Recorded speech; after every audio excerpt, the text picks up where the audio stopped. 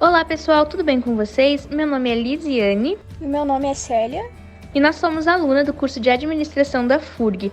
Bom, esse podcast, que tem por nome Logística e as Guerras, ele é um trabalho desenvolvido na cadeira de Logística de Suprimentos, que é ministrada pelo professor Zepka. Nesse podcast, a gente vai conversar um pouquinho sobre a importância da ferramenta da logística nas grandes guerras. O título do texto utilizado é a História Militar, a logística aliada para a invasão do dia D, e o autor é Daniel de Souza Doreto. A logística tem em seu desenvolvimento intimamente relacionado à evolução das guerras e das necessidades que, na própria história, podemos observar como o emprego da logística contribuiu para a aplicação territorial de impérios e a manutenção de seus exércitos.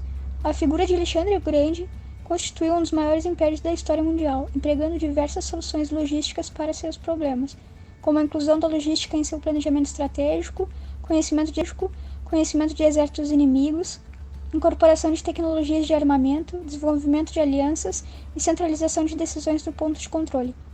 Em 1836, o barão Antoine Henri Jomini escreveu o livro Sumário da Arte da Guerra, onde contava suas experiências vividas em campanhas de guerra ao lado de Napoleão. Essa obra foi dividida em 5 partes: estratégia, grandes táticas, logística, engenharia e táticas menores.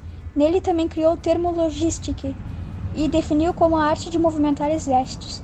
Para Jomini, a logística não se limitava apenas aos mecanismos de transporte, mas também ao suporte, preparativos administrativos, reconhecimento e inteligência envolvidos na movimentação e sustentação das forças militares. Bom, falando um pouquinho sobre a Segunda Grande Guerra Mundial, teve início no ano de 1939, quando a Alemanha nazista, comandada por Adolf Hitler, junto com a Itália e o Japão, eles pretendiam continuar expandindo seu território. Eles queriam recuperar as partes das terras perdidas durante a Primeira Guerra. A gente vê que Hitler ele obtém uma série de vitórias, fazendo com que a Alemanha tomasse posse de grandes áreas territoriais. Porém, isso não durou muito tempo. A derrota alemã ela chegou com o desembarque das tropas aliadas nas praias da região da Normandia. A invasão da Normandia, que ela é considerada a batalha de maior magnitude logística dos últimos tempos, é um empreendimento militar que tinha o objetivo de conduzir o desembarque de milhões de soldados aliados em território dominado pelos alemães, e assim possibilitar a retomada dos países sob dominação nazista e, consequentemente, o declínio desse regime. Então que entra o grande questionamento, Como a logística militar tornou possível a invasão da Normandia, ocorrida e trazendo a derrota da Alemanha nazista durante a Segunda Guerra? Bom, para entender um pouco melhor sobre isso, a gente precisa entender como era a situação da Europa durante o período da Segunda Guerra Mundial. Essa guerra, de fato, é uma continuação da primeira, afirmou então o primeiro-ministro da Inglaterra. Afirmou também que a Primeira Guerra não terminou, mas também que o período entre guerras que desencadeou o segundo conflito. O período entre guerras que provocou a ascensão dos regimes fascistas e totalitários europeus e a eclosão da crise do capitalismo liberal, sendo a Itália e a Alemanha os principais atores da Segunda Guerra Mundial.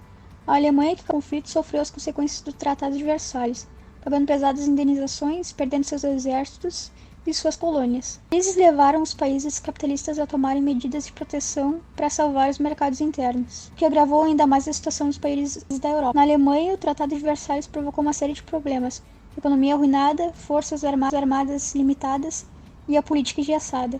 Esse clima tornou possível a ascensão do Partido Nazista, cujo povo alemão enxergava a saída para a situação enfrentada pelo país e assim reconquistar a honra perdida na Primeira Guerra. Com isso, Adolf Hitler chega ao poder em 1933, defendendo a unificação do povo alemão, que até então estava disperso pela Europa. Dessa forma, fica delineada a situação da Europa no período entre guerras: 2 países nacionalistas controlados por regimes totalitários e com desejos expansionistas dispostos e impulsionados a recuperarem suas hegemonias políticas e econômicas a qualquer custo.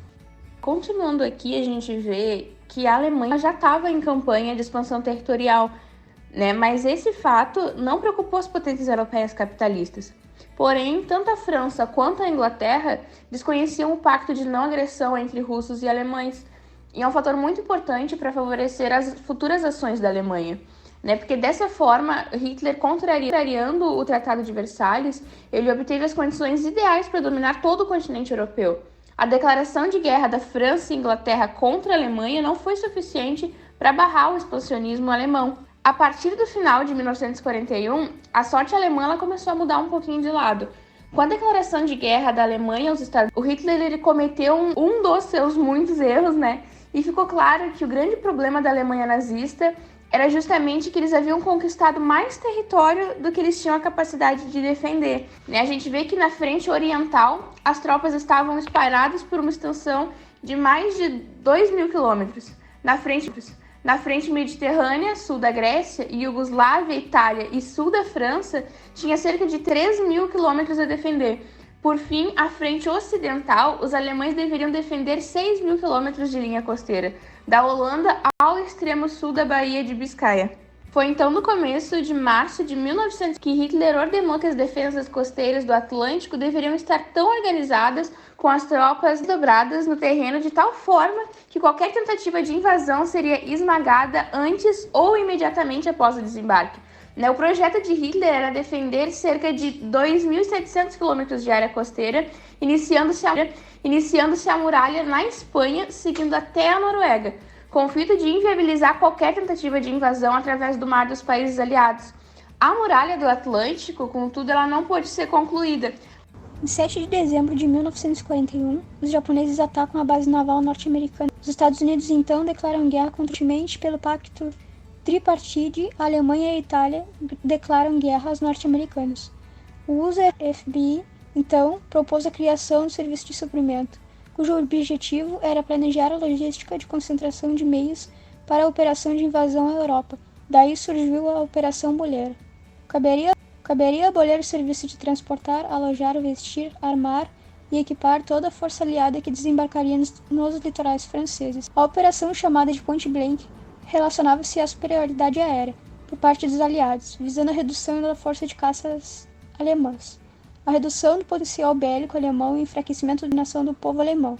O plano de transporte também era parte da integrante da Point Blank. Visava interromper as comunicações inimigas, destruir ferrovias, locomotivas, partes de manobra, instalações de reparo e manutenção, rodovias e ponte, e impedir que as reservas inimigas chegassem ao campo de batalha. Já a Operação Netuno teve como escopo todo o planejamento e a preparação relacionada à parte anfíbia da Overlord, ou seja, cuidou do desembarque propriamente dito nas praias do litoral francês. As tropas que participariam da Operação Overlord, elas estavam distribuídas, os norte-americanos concentravam-se nas regiões sudoeste e oeste do país e as forças britânicas e canadenses no sudeste. Os métodos de organização, administração, os equipamentos e suprimentos eram todos muito diferentes, então eles não poderiam ser misturados.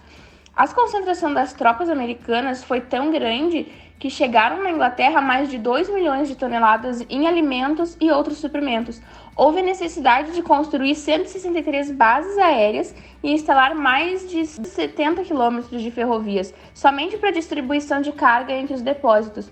A tropa foi distribuída e alojada em 3.000 propriedades e estacionamentos espalhados por toda a Inglaterra. Então, soldados e suprimentos foram sendo transportados para os portos e as zonas de desembarque. No total, quase 2 milhões de homens e aproximadamente 500 mil veículos concentraram-se na região do sul da Inglaterra. Com relação aos treinamentos, eles eram extremamente intensos. Era executado em terra e mar, ar. Brigadas eram desembarcadas nas praias sob o fogo real, inclusive de artilharia, além de adestrar a tripulação das barcas para atacarem e desatacarem as suas embarcações. Então era realmente bem intenso. Dessa forma, fica visível que a logística na operação de desembarque trouxe consigo os aspectos positivos relativos ao desenvolvimento tecnológico para soluções de problemas, a importância de empregar o material certo no local certo, a necessidade de estudados inerentes a clima e terreno para as operações militares, bem como o entendimento de que distância entre os elementos apoiados pode ser um fator decisivo entre a vitória e a derrota numa campanha militar. Bom, e com isso a gente conclui ressaltando a importância da logística não só na Segunda Grande Guerra Mundial, mas também em diversas batalhas que ocorreram ao longo da história. A gente vê ali que a Alemanha ela peca justamente em invadir mais territórios do que ela era capaz de proteger, né? E a gente vê que a invasão da Europa ela só deu certo com os países aliados justamente porque houve um preparo para isso, né? Justamente porque houve um estudo do que seria necessário, houve um estudo do território, daram toda uma ferramenta da logística, toda uma estratégia para que isso pudesse acontecer. E com isso a gente conclui. A gente realmente espera que vocês tenham gostado, que tenha ficado esclarecido a importância do papel da logística nas grandes guerras.